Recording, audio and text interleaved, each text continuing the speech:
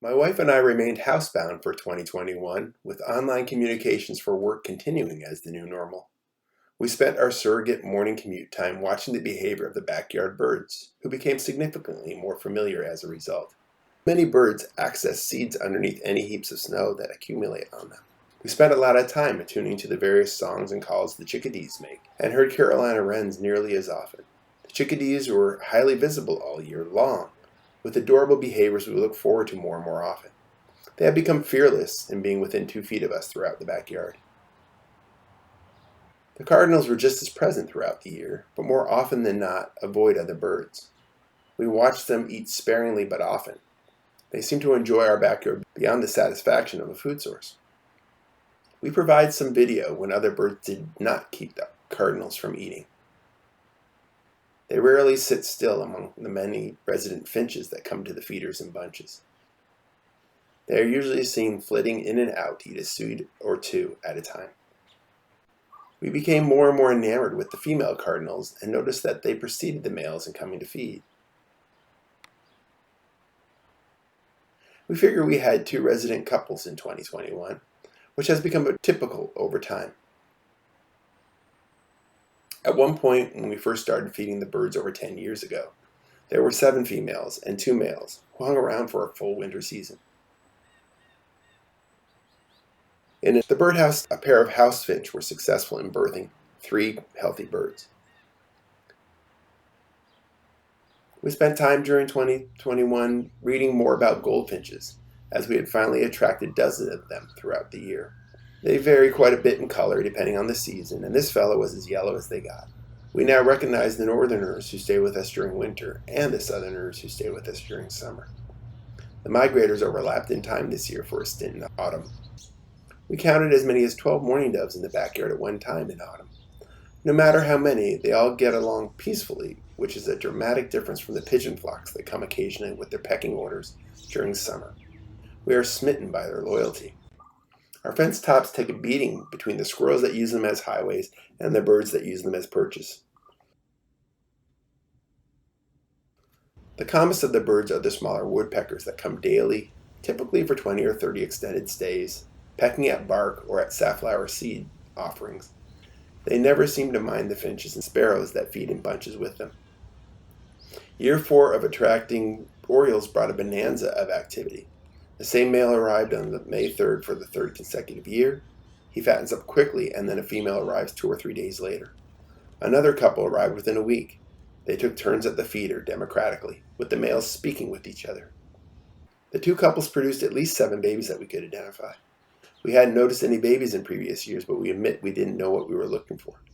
This year we couldn't have avoided seeing them as they were relentless in feeding. Often the mother or father could be seen watching from above in the plum tree. The fathers offered vocal instructions or encouragement. The mothers were more apt to flit about energetically to supervise. The young ones seemed to struggle when negotiating social feeding norms. There was a lot of wasted flying and impatient waiting, but eventually a rhythm evolved that seemed as efficient and thoughtful as the rhythms the adults feed by. Late in the season, the oriole feeder started attracting huge numbers of bees and wasps. 2020 had been very different, when our only issue was with ants, which are easier to mitigate. The male orioles seemed to get vocally agitated by the bees. The others zigged, zagged, and dodged insects to eat inefficiently. We worried they would not get enough to eat before their long migration. They soon left, and we experienced the greatest postpartum blues yet. Even one squirrel got in the act. Our attention diverts to other species at the bird baths while we wait for the juncos to arrive in November. The sparrows get more aggressive, as do the starlings.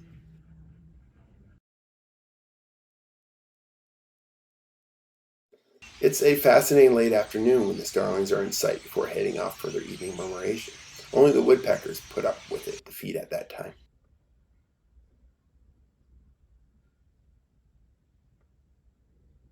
We notice other flying critters throughout the year, but the staple species in this video allow us to gain confidence in anticipating behavior.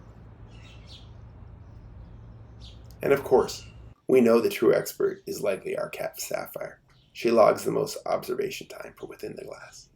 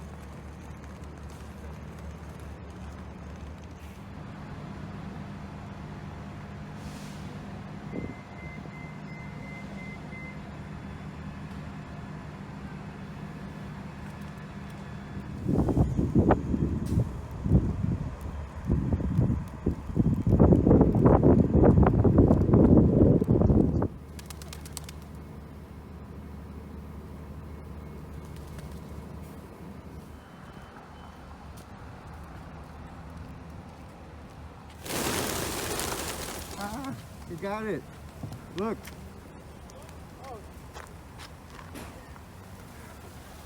You got it.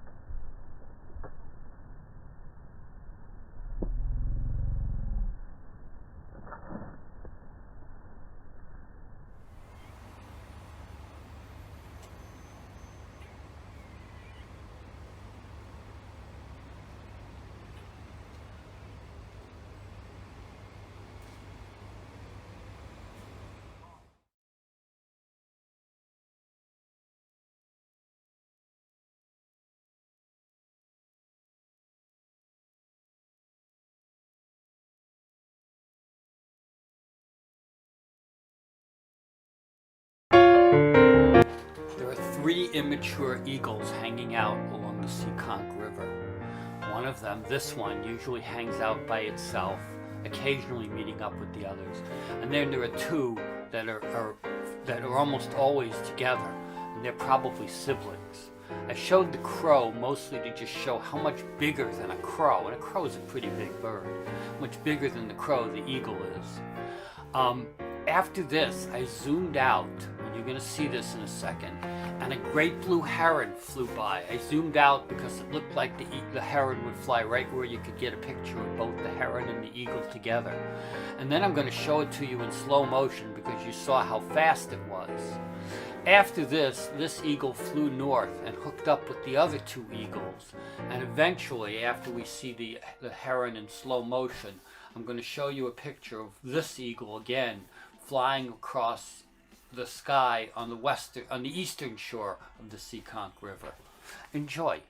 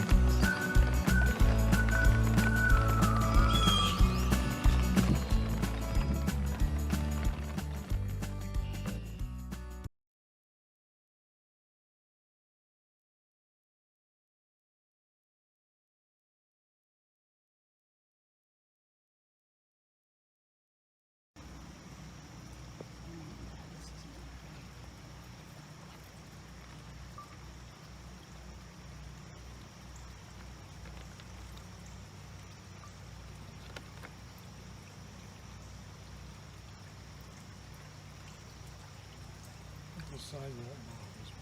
Oh. He looks pretty good size. Doesn't he? That looks like a good beaver size. Oh,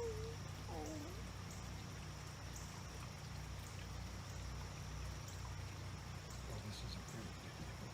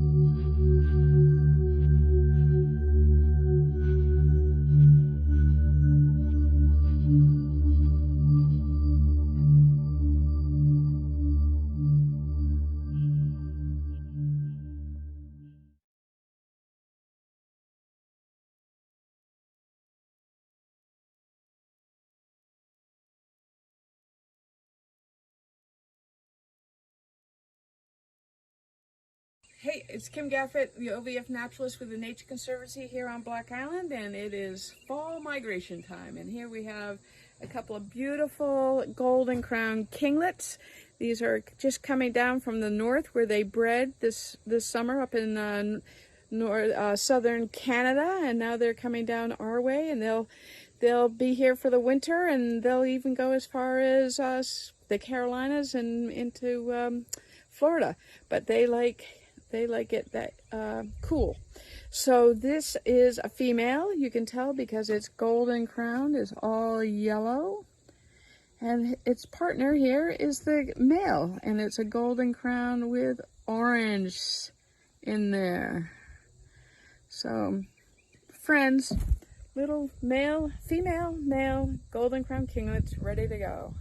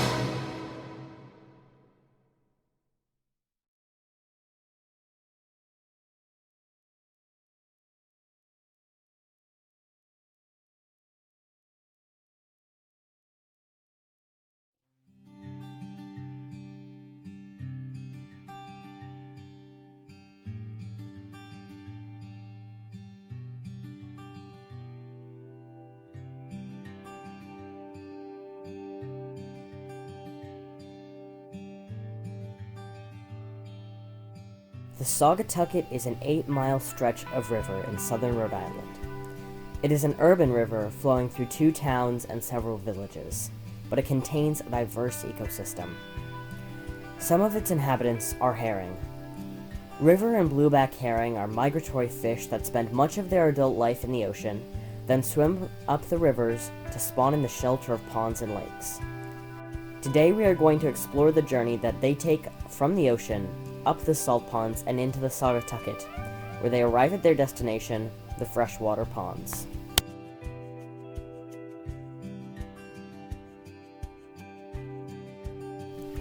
The herring's journey up the Saugatucket starts at the entrance of Point Judith Pond. They swim past Matunic and Galilee to the mouth of the Saugatucket River. This lower portion of the river is brackish, and a short distance away from the first dam, the herring will have to travel past. Dams pose an obvious barrier for fish trying to travel up the river, but in recent years, people have employed a solution. Fish ladders allow the fish to climb up a series of small pools so that they can pass the dam. Here we can see the herring congregating at the entrance of this first ladder. Having overcome this obstacle, the fish then swim up a wide, slow-moving stretch of the river that flows through Wakefield, until they reach the Peacedale Mill. Here they navigate the rocky tunnel that was built along with the mill to direct the flow of water. Eventually, they reach the second fish ladder. This fish ladder is not very efficient, and during the peak migratory season, the fish sometimes need help to get over this dam.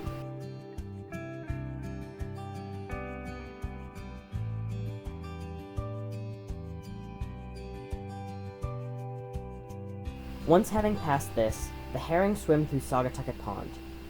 They pass the Rose Hill transfer site and the convergence of the Saugatucket and Mitchell Brook, the stream that flows through this Superfund site. The herring then take a turn off the Saugatucket into Fresh Meadow Brook, a creek that is often barely deep enough to contain them, but they are able to overcome, and they scale the final fish ladder to reach their destination, the haven of Indian Lake.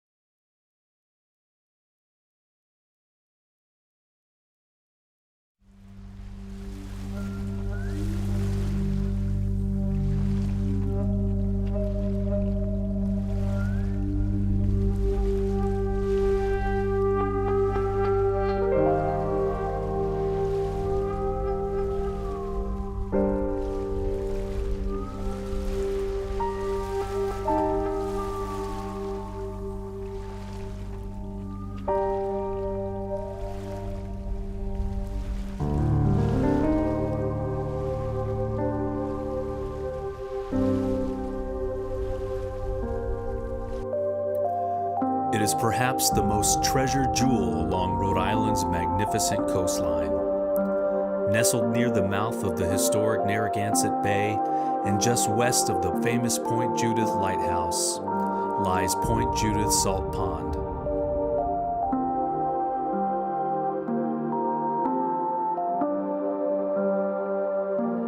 Native Americans were among the first to call the pond home.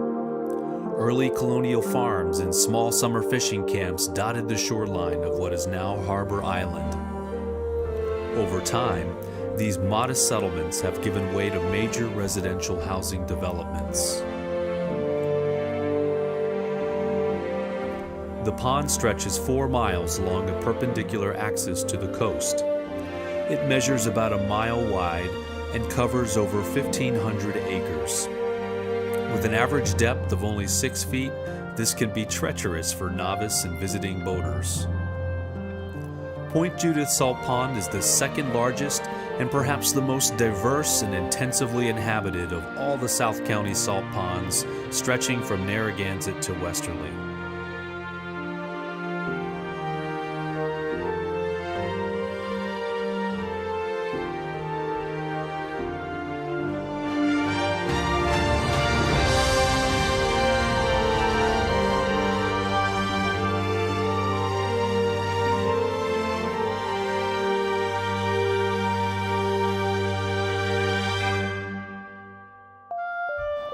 At the mouth of the Saugatucket, fresh and salt water mix.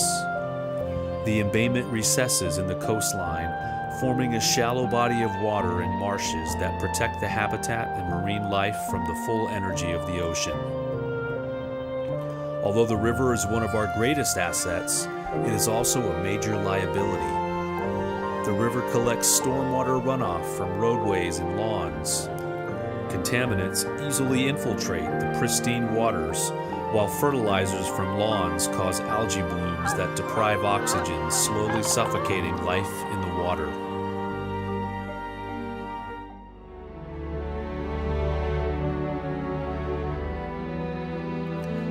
Point Judith boasts a contrasting diversity of scenery, from bustling marina complexes to the undisturbed countryside, undeveloped small islands, and on down to a working commercial fishing port. The pond is many things to many people. It provides a source of work for many, a vacation paradise to visitors, while to others, it is a peaceful sanctuary they call home. In fact, over the years, seasonal beach cottages have turned into beautiful year-round modern houses.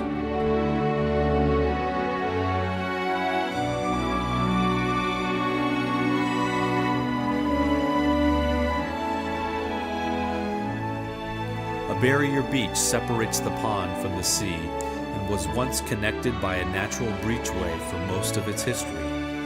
Since the early 20th century, a man-made breachway with rock jetties at the Port of Galilee allows the pond to flush twice daily with the tides.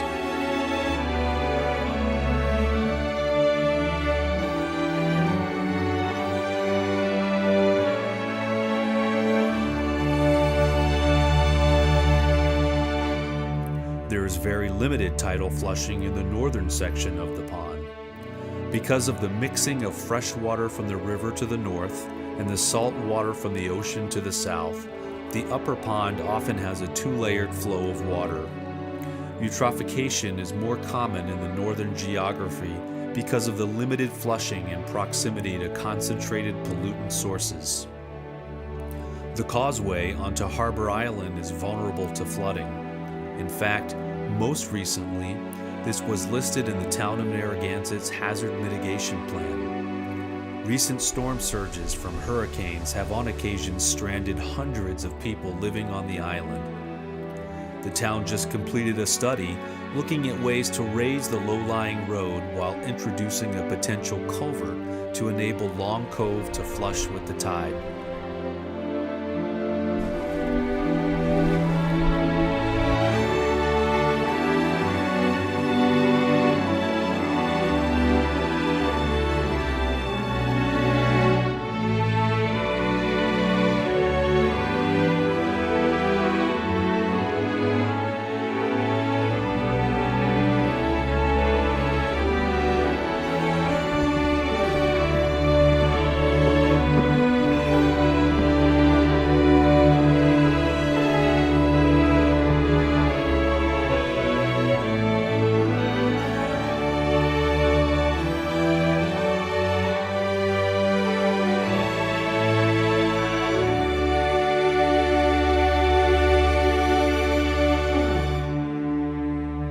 The salt pond is a source of constant beauty year-round. In the spring, the chirping of migratory birds fills the cool morning air, while boats emerge on private docks.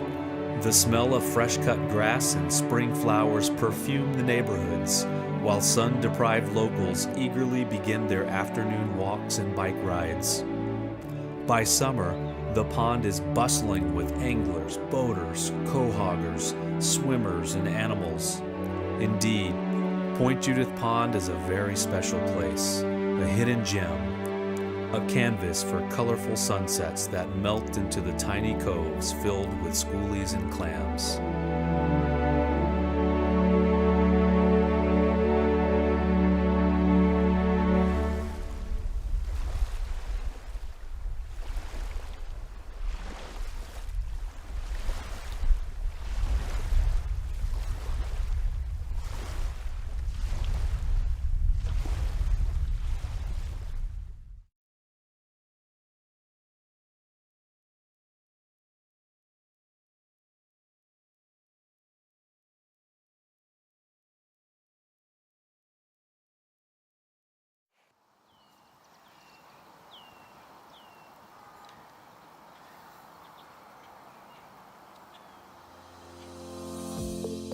Tranquility by Leah Viamontes. It's hard to imagine a river so calm as it flows and moves right along, with a bottle of water right in my hand and a cool summer breeze whipping through my hair.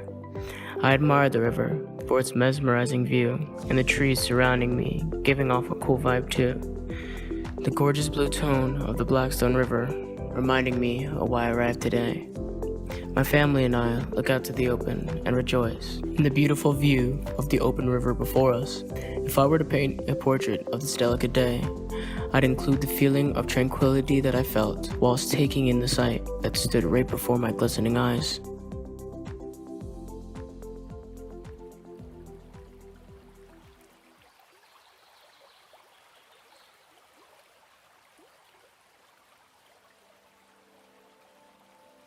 Nemako, Manotas, Matukquash, I am many trees, Edward Jackson.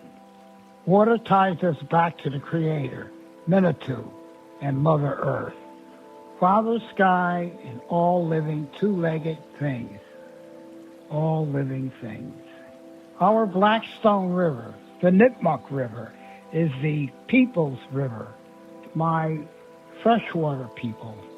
My brothers and sisters surrounding us, the Narragansetts, the Wampanoags, Niantics, Pequots, Pokanoket, all work together with the Nipmucs. We are one people, the original nation of Turtle Island. We stand alongside many First Nations along the waterways that we have traveled for generations. Today, Kit-Ta-Cook, meaning Great Tidal River, is sick. Our fish cannot move freely upstream to their beginnings and downstream to their future. With the addition of the colonists building dams, our livelihood changed. Industry dumping toxic to the river through mills, dyes, and chemicals. We are the water protectors. She is a part of us, and we are part of her. When the water is sick, so are we. Our ancestors have said, we do not inherit the earth from our ancestors. We borrow it from our children. We need to come together. We are the water protectors of Blackstone River and all eastern woodland rivers. Aquini Aho.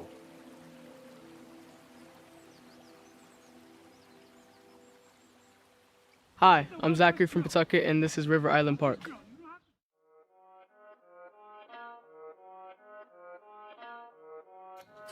Its 2.5 acres contains many fun activities to do. One of which is its large field, an 1/8 of a mile track, great for any sport activity.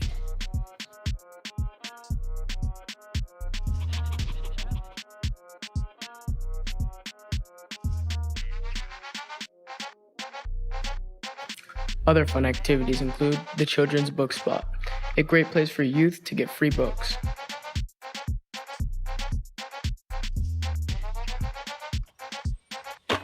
Hi, my name is Vinicio and I'm from Central Falls. One thing I love about River Island Park is how much pride people take in the park. And they do this by cleaning up after themselves, and any trash and recycling they find ends up in bins like this provided around the park.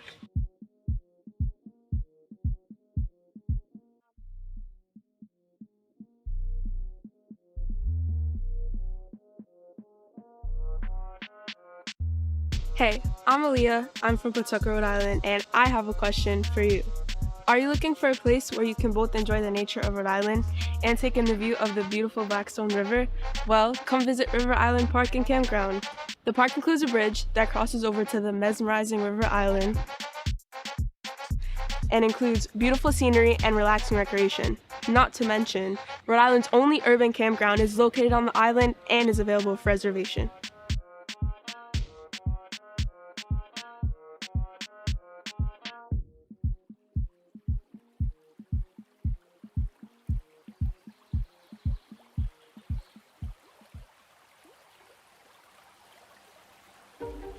Oftentimes, young people who live in the city do not visit green spaces because they aren't familiar with those spaces. Not having transportation or they have the impression that accessing green spaces is not part of their culture. This is an environmental issue because when younger generations do not have the opportunity to visit waterways, green spaces, and see wildlife, they don't have a chance to connect to the land and other living species, their sources of water, and how all these elements are all interconnected. Not having a connection to land, water, and non-human sentient beings is not only isolating to youth, it isolates them from the reasons why we should take care of Mother Earth.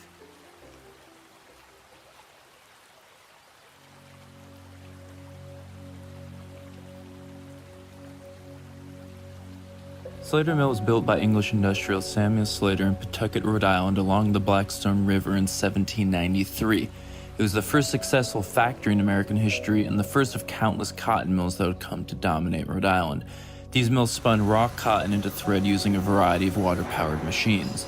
It's too cold to grow cotton in New England, so all of this cotton was being imported from slave plantations in the South. Rhode Island's mills then were part of the demand side of the system of slavery, buying up the cotton that was picked and processed by enslaved people, and so encouraging the spread of slavery deeper south and further west, right up into the Civil War. Enslaved people did not labor in the mills themselves, though. Rhode Island had a significant population of free and enslaved people of color, but capitalists established northern mill work as white labor, and people of color were systematically barred from employment. The mills employed exclusively young white workers aged roughly 7 to 13 who made some 40 to 60 cents per week, working between 12 and 16 hours per day.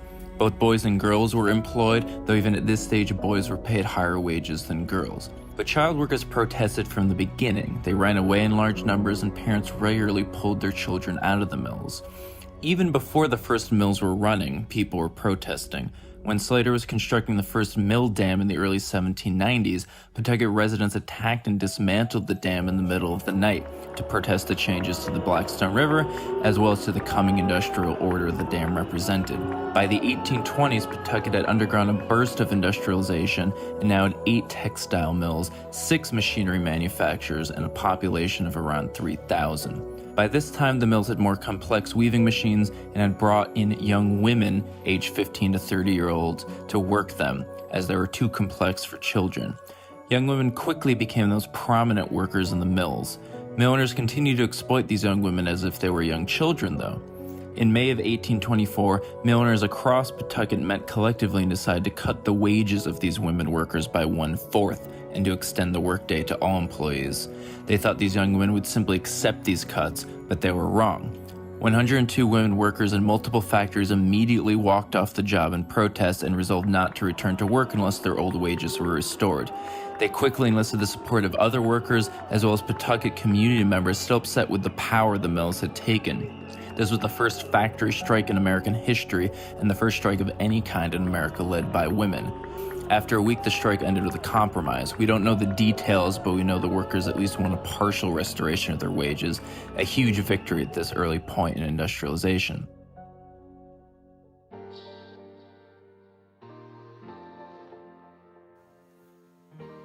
Here are some ways that we as a community can help protect the Blackstone River. Conserve the water you use at home, like turning off the water while brushing your teeth.